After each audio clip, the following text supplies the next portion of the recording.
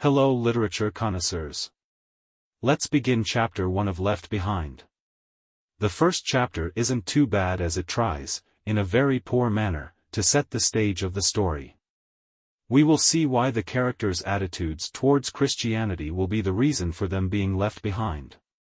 Here the authors miss the opportunity to make the main characters become attractive to their audience. Instead of describing them in a way that the audience can identify with them, they instead create unrealistic dimensions as if trying to straw man what a bad Christian and unbelievers are like. At the same time, with the theist father, they try to paint him as being faithful to his wife by not sleeping with his mistress even though he cheats on his wife. Let me explain. It begins by introducing airline pilot Rayford Steele. He is apparently in mid-flight during the evening. While his co-pilot is sleeping, he daydreams about his mistress and his family. Rayford has been seeing his top flight attendant in a very platonic relationship. We are told right from the start that he has never touched her. His wife is described as being attractive and vivacious but not enough, it seems, to keep his attention. She is described as being 40 years old and they have 2 children together. His daughter is away at college, while their son is 12 years old. Rayford is supposed to be spending spring break with them. So, why is he, supposedly, cheating? Because his wife has become obsessed with religion. The book goes on to describe that Rayford isn't into church. God is cool but the church annoys him. He is described as going to church, and this will be important later. Although he goes to church, he seems to be known because the church members are described as trying to talk to him. Spoiler alert. We will learn later that he has no idea about anything to do with Christianity or how to even read a Bible. Seems strange that he would be so clueless despite going to church enough that the members there recognize him and talk to him. He describes his dislike of the church because the members never seem to leave him alone. They ask him questions like, "What is God doing in your life?" He says they seem satisfied when he makes a rude, snotty reply of blessing his socks off. It's a good look at someone that is unaware and thinks they believe and accept the sassy comment he makes. When in reality they are probably walking away knowing he isn't serious despite them trying to be friendly. On the first page, Rayford describes that he's upset he hasn't seen his mistress smile in over an hour, but on the next page he describes that the reason he is cheating is because of his libido. This creates a contradiction because we are to think of him as being a horny boy while he never actually had sex with his mistress. He then goes on to describe that they never act inappropriately with each other. They just like looking, smiling, and conversing with the occasional innocent touching of their arms. In a sense, I guess she is a work wife to him. The trouble here is that it keeps flip-flopping whether she is a mistress or a really good friend. One could argue that they are not cheating because they don't seem to have any interest in sex. On the other hand, one could quote the passage in Matthew that says to look at a woman and lust after her means you committed adultery. The confusion here is the question. Is he lusting after her? Next, Rayford thinks to himself how he can turn what they have into an actual relationship. So apparently they are cheating, but only in his mind. He goes on to describe a few instances where family life bothers him because his wife and son act like a ball and chain. Describing a Christmas party when he was drunk was an example. He moves to a conversation with his wife about the rapture. The rapture is believed to be a time when Jesus Christ collects all true Christians from fake ones. Unbelievers, or believers in the wrong religion, will be left behind while the true get taken to heaven. Those left behind will suffer as God punishes those left behind while Satan, the Antichrist, and false prophet run wild. He and his wife argue about religion and how Rayford is not as fanatical as his wife is. Rayford rationalizes that he can cheat on his wife, if what he is doing is really cheating, because his wife is too religious. So, this is the ridiculousness of the whole situation. Rayford is cheating on his attractive wife with a woman, who he is not dating, because his wife became religious. The thought that his wife found God repulses him, so I assume that he has stopped sleeping with his wife. So now he wants his attractive, and younger, flight attendant to date him.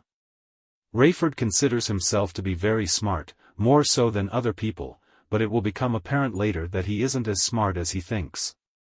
I believe this to be a knock against atheists, even though Rayford isn't one. A notable atheist once said that his fellow atheists were brights, meaning that they were smarter than theists. However, if the Christian wants to quote the verse saying the fool said in his heart there is no God, it just becomes a tu quoque fallacy. Ideally, it seems more like Rayford is going through a midlife crisis and using his wife's obsession with religion as an excuse to date a younger woman that he finds attractive. If a younger woman finds him attractive, then he might not feel as old as he might be feeling. But rather than simply pointing out what is actually happening here, we get a convoluted story trying to point to Christian persecution. Because his wife has become a true believer, then she risks losing her husband to follow God. The trouble, and even my former Christian friends pointed out, this created an unrealistic scenario to them, as if the authors were trying to pander to what is perceived Christian values. So instead of blatant honesty, they resort to asinine subterfuge. Next we meet a reporter nicknamed Buck. He is described as being very young and conceited. He is on the same plane as Rayford, returning from a news story. He was sent to Israel to cover a news story about an Israeli scientist that was believed to be Time magazine's Man of the Year. Seems foolish to send a reporter for something so trivial, especially to Israel. If he were to be getting a Nobel Prize or something more prestige, that would be another story.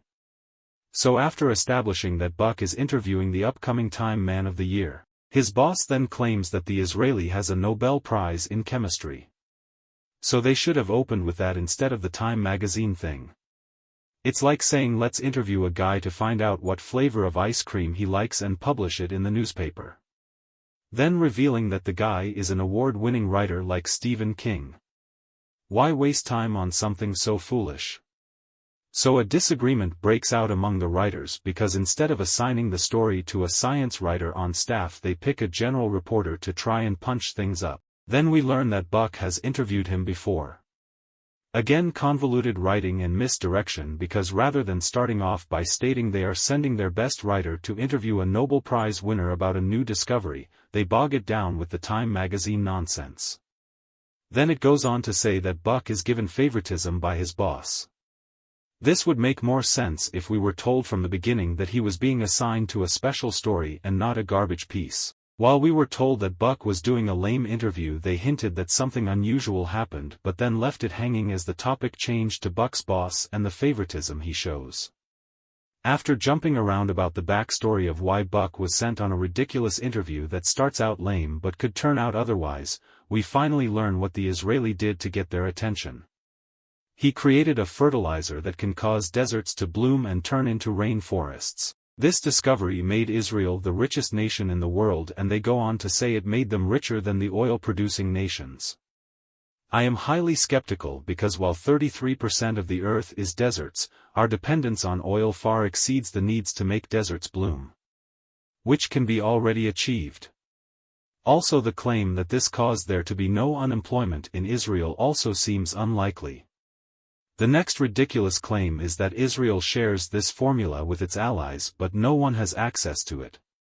So we are expected to believe that a sample cannot be gotten and reversed engineered. Again, highly unlikely. Especially if the scientific community wants to view both the viability of the fertilizer but also the safety and possible repercussions to using it on the environment. I mean, no one is gonna use an untested, untreated chemical that could end up poisoning the landscape if left unchecked. Plus, any food grown there could also be fatal to eat. This premise is just a lame way to explain why the unusual event happened to Buck during the interview. It then gets said that Russia has become weak and needs the formula to save their nation, yet somehow this poor country is still supposed to be a military power. It would have made more sense to just say Russia was greedy and wanted to cultivate their lands to achieve more wealth.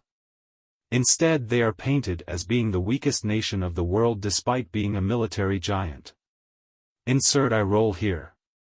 Russia decided to attack Israel in the middle of the night using nuclear weapons as part of their fighter planes.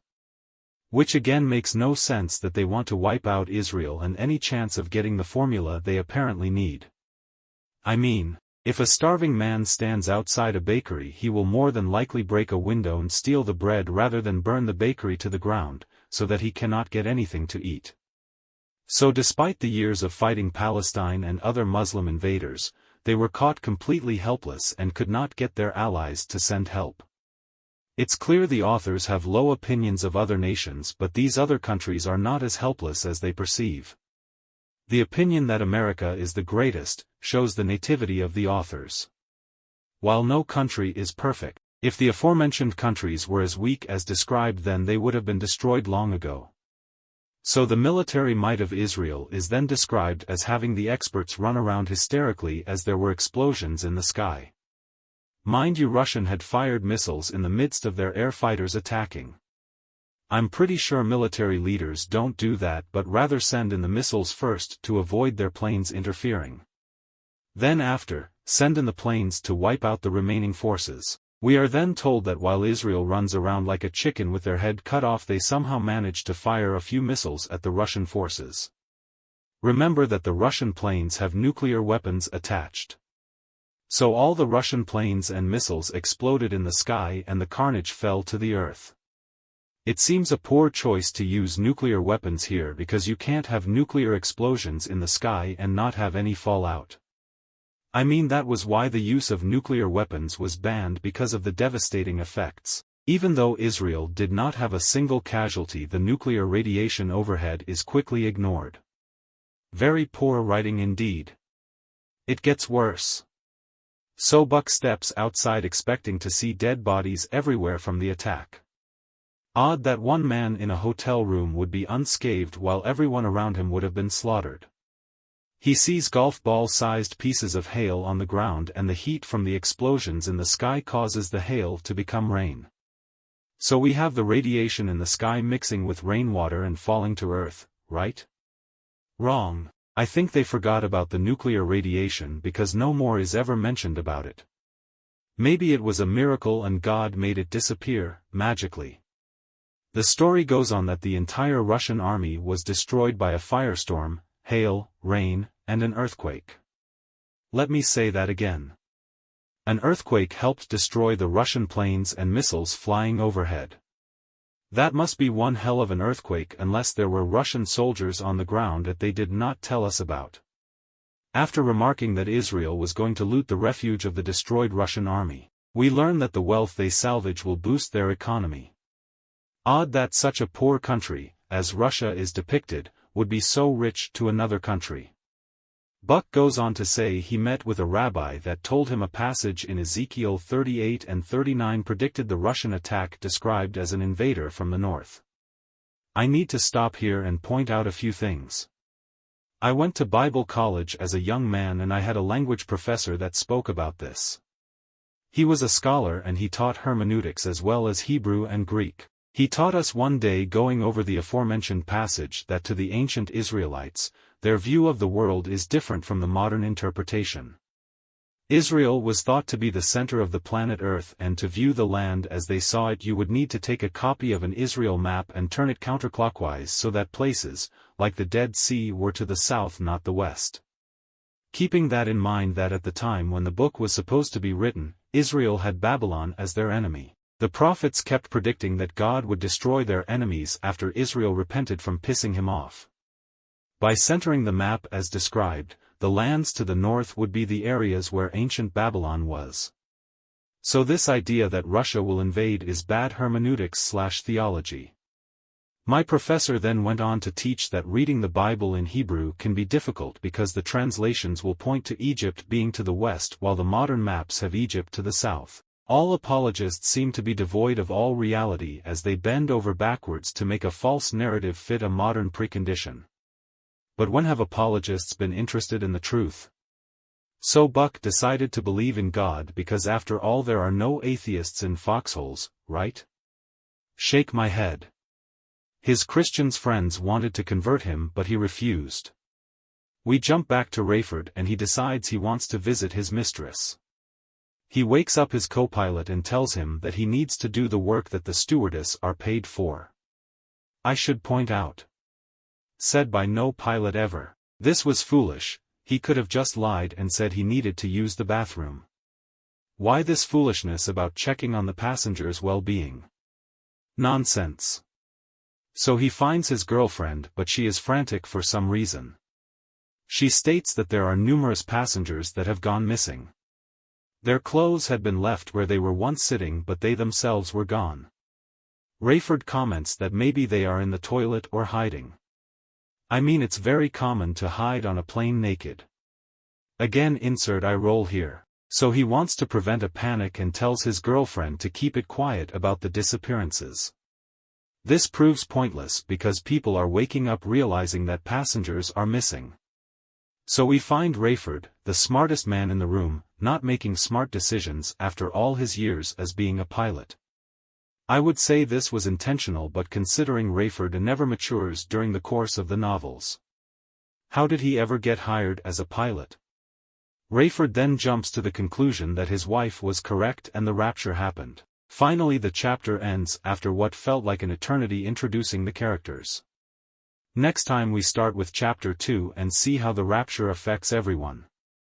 See you.